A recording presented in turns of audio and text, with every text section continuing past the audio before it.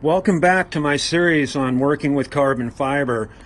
We're doing a thing on molds now, and this is my front chassis mold. I've got a part just sitting up on top of it. The reason why it doesn't go down on it is because we've got top plates on it. And you can see that this is the mold I actually make it on. It's actually a plug. A mold would be, I would mold something over the top of this, and then I would do it invertedly. This is a plug, technically.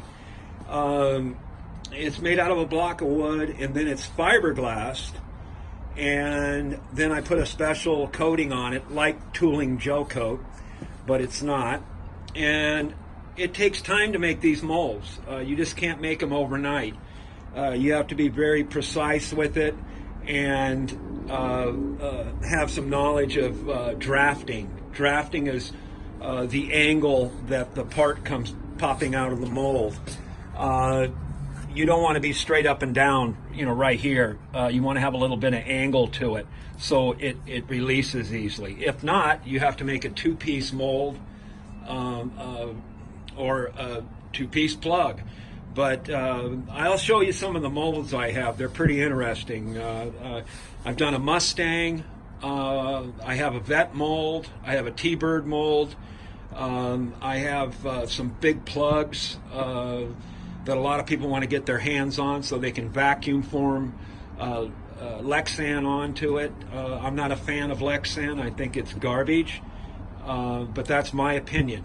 But yeah, we lay this up over the top, and we use core mat, and we put 1-2 layers down, probably a unidirectional and a cloth, and then we put the core mat in there, which I thought I showed you in the last video, but here's a piece of core mat, and then we put the core mat in the center core.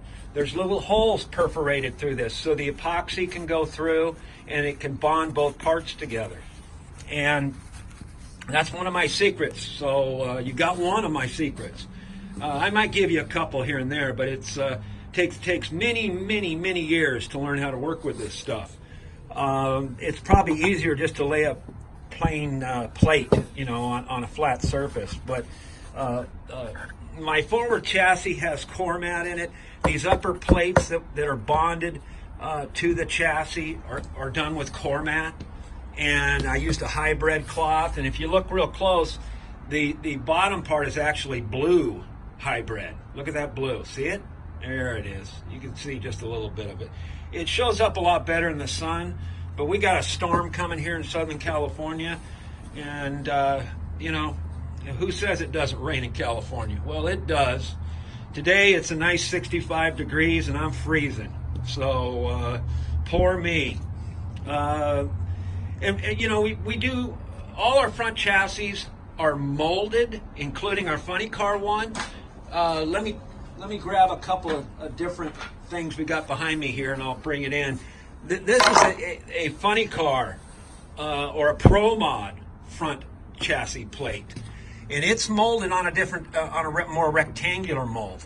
And then we add the top plates to it, and then you fasten the rear chassis plate, which goes to the motor, and then this is this mounting 6 mounting holes is for the front plate, which is behind me here somewhere.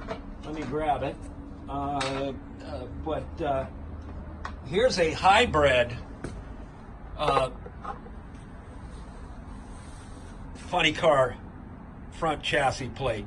Now that's hybrid. That's all hybrid cloth. And you can see the white core mat. I haven't painted it yet.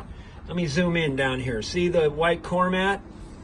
And this thing is so strong, you can actually stand on it if you want.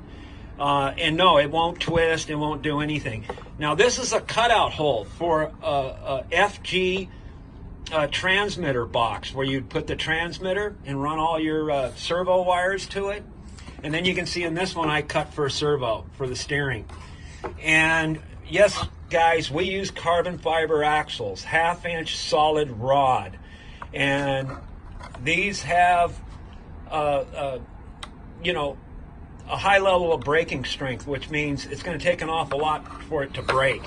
Now, I heard that the tent scales used to run quarter rod and they'd snap them all the time. Well, half inch is a different ball game, and if you do run into a sidewall or a curb, yeah, it'll break, but it won't break anything else. And you'll be able to change out the axle, and because you can see we tap it through the bottom with some number 3 millimeter fasteners, and you know, you can get it in and out if you got a repair that you need to do. But they're really strong. They're really light. Some of the guys in the quarter scale use titanium axles. Well, you know, let's go spend $50-$60 on a grade 2, and if we want a certified grade 5, we're going to spend a lot more. But don't let people BS you.